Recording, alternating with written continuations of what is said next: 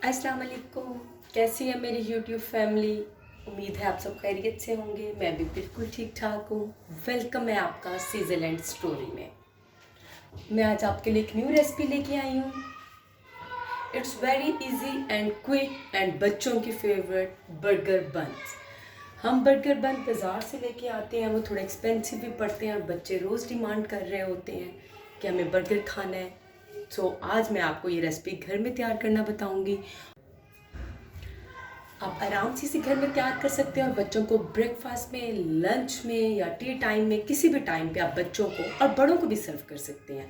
चलिए हम रेसिपी की तरफ चलते हैं। इसके लिए हमें क्या क्या इंग्रेडिएंट्स चाहिए पहले वो देखते हैं। ये मेरे पास फ्लोर यानी मैदा है। ये मैंने 250 ग्राम लिया है। हाफ कप मिल्क लिया है। ये वार्म मिल्क है, बहुत ज़्यादा वार्म नहीं होना चाहिए लेकिन बहुत ठंडा भी नहीं होना चाहिए। ये मैंने हाफ टेबल स्पून यीस्ट ली है। 1/8 कप मैंने ऑयल लिया है। 1 टेबल स्पून मैंने शुगर ली है और 1/2 टी स्पून मैंने सॉल्ट लिया है। ये सिर्फ इसमें जाएंगे इंग्रेडिएंट्स। सबसे पहले हम मैदे को डालेंगे और अब मैदे के दरमियान में हम थोड़ा सा होल कर लेंगे। ये होल इसलिए करेंगे ताकि मैं अपने बाकी इंग्रेडिएंट्स को इसमें डाल सकूं। सबसे पहले ये यीस्ट लिया है। ये इंस्टेंट यीस्ट है, आपको इसे पहले अलहदा एक्टिव करने की ज़रूरत नहीं है, ये इसके साथ ही एक्टिव हो जाएगा। ये शुगर और सॉल्ट को हम इसमें डाल देंगे और इनको, इसके बाद हम इसमें ऑयल डाल देंगे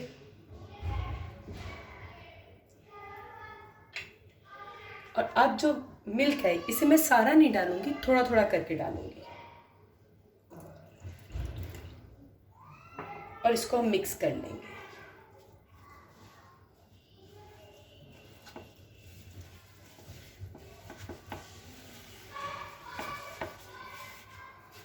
इस पॉइंट पे, जिस पॉइंट पे ये मेरे पास डो है, मैं इसको हाथ में ले लूँगी और इसको अच्छी तरह नीट करेंगे।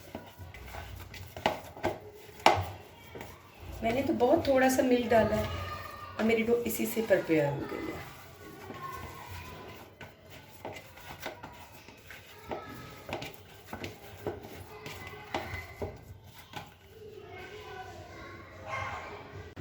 सॉरी, मुझे याद नहीं रहा, इसमें हम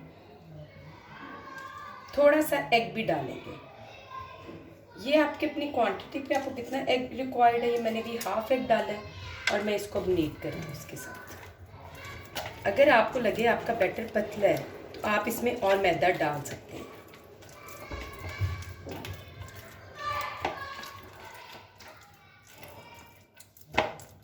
अभी हम इसको अच्छी तरह गूंदेंगे।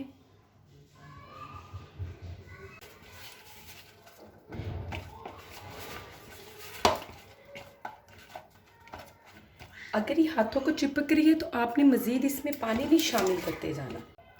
ये देखें, ये मेरी डो है, ये इस तरह, ये मेरे हाथों को भी वो चिपक नहीं रही। अब मैं इसको 10 to 15 मिनट के लिए अच्छी तरह कवर करके रख देती हूँ। मिलते हैं 10-15 मिनट्स बाद। ये देखें, आफ्टर 10 मिनट रेस्ट मेरा ये इस तरह फॉर्म में आ गया। अब हम इसको एक सरफेस में अच्छी तरह से हथेली की मदद से करेंगे।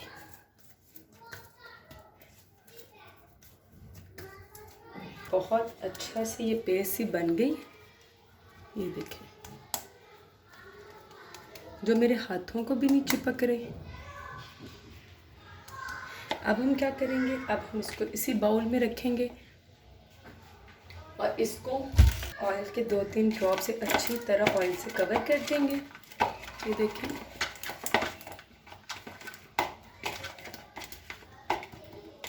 ये मैंने इसको हर साइड से ऑयल से कवर कर दिया और अब मैं इसको क्या करूँगी, मैं इसको किसी एयर टाइट जगह पे रखूँगी जहाँ पे हवा का क्रॉस ना हो, थोड़ी सी वार्म हो ताकि ये एक्सपेंड हो जाए।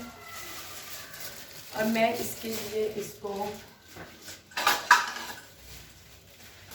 कवर करके एक शॉपिंग बैग में डाल देती हूँ और फिर मैं अपने ओवन में रख देती हूँ ताकि कहीं से भी से हवा ना जाए। ये देखें, तकरीबन 45 मिनट बाद मैंने अपनी डो को निकाला है तो ये इतनी अच्छी राइज़ हुई है। अब हम क्या करेंगे, अब हम इसके जो एयर है वो सब रिमूव कर लेंगे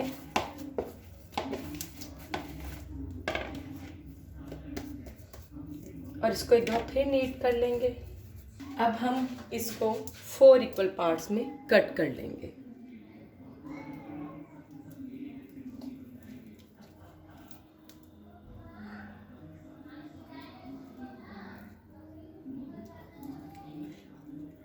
आप एग्जैक्ट मैयर भी कर सकते हैं। ये देखें, ये मैंने 4 पार्ट्स में इसको कर लिया। और अब 4 पार्ट में करने के बाद मैं इसका अच्छी तरह पेड़ा बनाऊंगी और इसको नीचे से अच्छी तरह लॉक करना है आपने, ताकि ये नीचे से ओपन ना हो। ये देखें, ये नीचे से अच्छी तरह लॉक करेंगे। इस तरह मैं इन चारों के पेड़े बनाऊंगी। ये देखें, ठीक है। अब ये चारों मैं यहाँ पे करूँगी।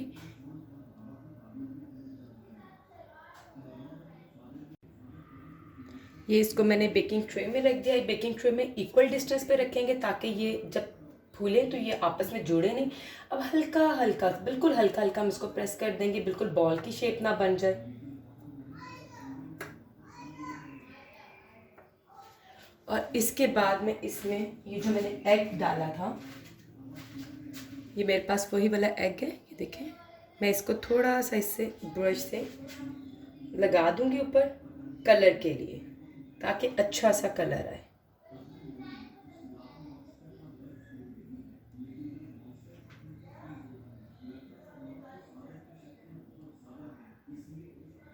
सब पे ऐसे ही करेंगे।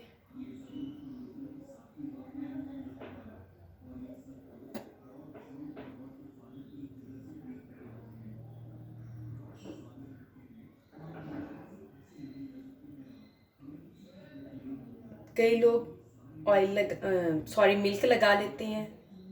ये सिर्फ कलर के लिए होता है, आप ना लगाएं तो ये इट्स अपॉन टू यू कि आप ना लगाएं। बन आपके खूबसूरत लगे। मेजॉरिटी लोग सेसमी सीड डाल लेते हैं, मेरे पास अवेलेबल नहीं है तो मैं थोड़ी थोड़ी कलवंजी डाल दूंगी।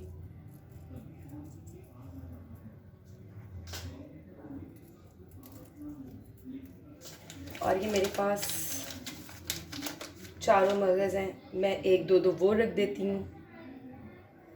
बच्चे शौक से खाएंगे इसकी लुक देख के।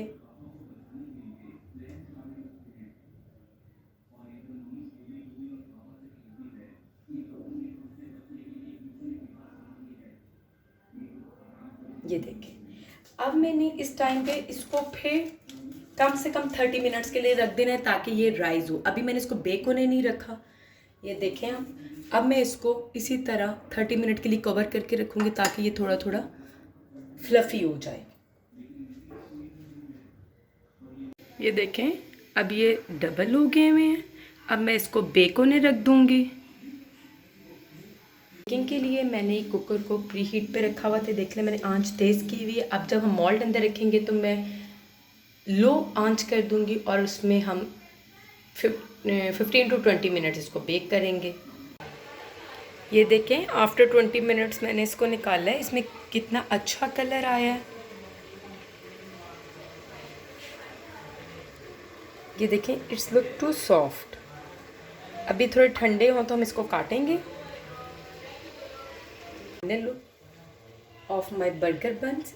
ये क्योंकि मैंने पतीले में बनाए हैं इसलिए इसके ऊपर इतना अच्छा कलर नहीं आया, लेकिन ये नीचे से बहुत ही अच्छे और ये देखिए सुपर मॉइस्ट हैं ये। अब हम इसको कट करके देखते हैं।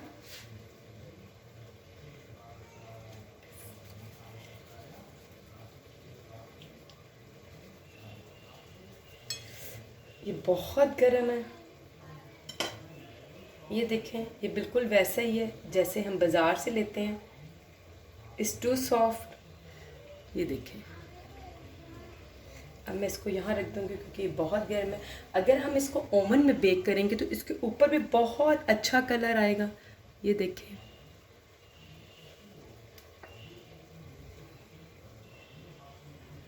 अगर आपको मेरी ये रेसिपी पसंद आई है, काइंडली मेरे चैनल को सब्सक्राइब करें, मेरी वीडियो को लाइक करें, शेयर करें अपने फ्रेंड एंड फैमिली के साथ। ये बहुत बड़ी सपोर्ट है आपकी तरफ से मेरे लिए। मैं आपके लिए ऐसे ही और अच्छी रेसिपीज़ लाती रहूँगी। मिलते हैं नेक्स्ट रेसिपी में। अल्लाह हाफ़िज़।